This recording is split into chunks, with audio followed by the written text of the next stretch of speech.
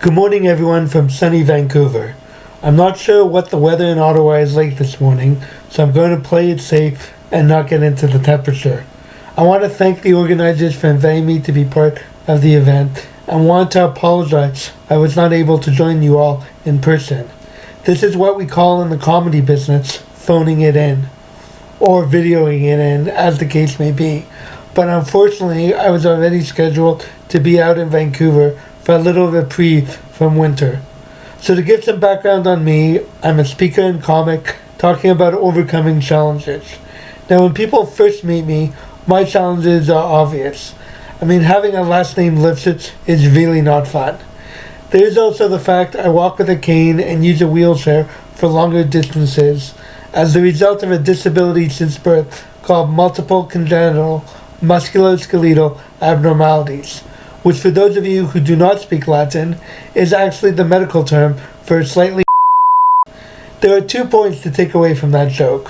One, if you would like the uncensored version of that joke, feel free to go to my website and sign up for my newsletter so you can come out to a comedy show. Point number 2 is that I'm not a big fan of political correctness. Back in 2006, the federal government came out with a book called Away with Words. The point was that we should not use the term disabled person, but a person with a disability, because the disability does not define the person. While I do not want to sound unappreciative, because I really do appreciate being considered a person, I basically went from being a disabled person who could not get on the metro system in Montreal to a person with a disability who could not get onto the metro in Montreal. Which begs the question, if the money spent on the brochure could not have been better used on infrastructure, such as elevators in the metro system. Whether someone says I can't hire someone because they are handicapped, or I can't hire them because they are a person with a disability, the result is the same. They are not only denying someone the opportunity to contribute and find meaningful work, but they are also denying their company of the talents that person brings to the table. Now, I don't want to continue on about people who don't hire people with disabilities, because my understanding is that this event is to acknowledge people who do. So I am probably preaching to the converted. But I did want to talk about how to interact with employees with disabilities, as I realize some people may not be sure. I think the best advice I can give was a situation that happened with the managing partner of my team when I first started my career in Montreal with Deloitte & Touche. I was driving up to a team event with the managing partner, and we were just chatting in the car, and at the first break during the morning session, he pulled me aside and he said to me, "Michael, I want you to know that sometimes it's a little hard to know when to offer help and when not. So I want you to know that I'm going to treat you like everyone else, but if there's ever anything that you need or any accommodations, please feel free to come talk to me and we'll figure it out." And that has always to me been the gold standard, if you will, of how to interact. Treat people like everyone else, but be open to discussing what types of accommodations are needed. And I think it's okay to remember, it is okay to have that conversation about accommodations. And I say that because often I'm surprised by the number of people who are uncomfortable to say the word wheelchair. It's okay, I know that I'm in a wheelchair.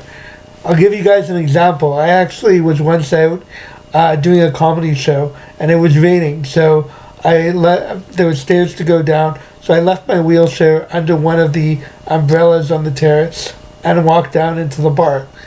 As I was sitting talking to a friend of mine, the bartender came over and said to me, it's raining outside, do you want to bring your vehicle in? My vehicle? I'm pretty sure that my Toyota Sienna is not going to make it down the stairs. Guys, it's okay to say the word wheelchair. I know I'm in a wheelchair. It's not like I'm sitting there crossing the street and all of a sudden I'm like, oh my god, what am I doing sitting? This doesn't seem safe. No, I know about the wheelchair. It's okay. Another thing is, if you are going to have the conversation, bear in mind that conversations do not have to be constant. Once accommodations are in place, there's no need every day to go, are you okay today? Is today okay? Do you need something? Do you need something? Do you need help? You're getting coffee? Do you need some help? No. Once you know what is needed, let's treat that person the same as everyone else. Another thing to remember, people with disabilities are adults. Treat them like adults. Like, don't be, oh my God, that's so good that you're able to do work. Oh my God, you're so good. Oh my God, you're so good. Or what I always love is, like, for example, I'll be at a restaurant and someone will come over and go, wow, who has a nice seat today? Okay, honestly, guys, if you do talk in a patronizing voice, we reserve the right to punch you in the face. Okay? Don't, bear in mind, disability or not, we're adults and should be spoken to as adults. Another thing to remember, disabilities are not like ponchos. It's not one size fits all. I've never fully figured out why, if I go into a store, people feel the need to talk louder so that I'm able to hear them. Like, guys, that's just weird. Like, the problem with mobility, my hearing is fine.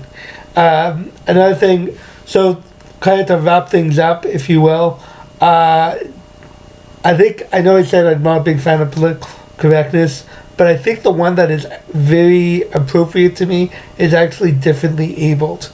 Because to me, it sums things up perfectly in that perhaps someone with a disability can't do things the way someone without a disability would do, but there's ways to work around that.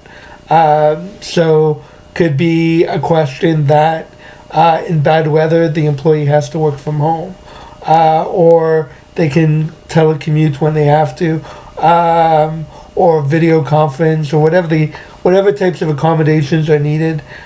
Could be helping with paratransfer, whatever circumstances that are, have that conversation.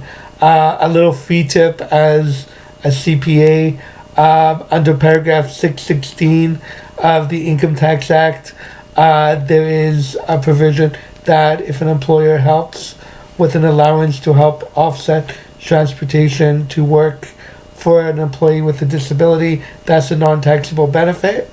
So paragraph 616, this is what happens when you ask a CPA to tell jokes, you get tax advice. But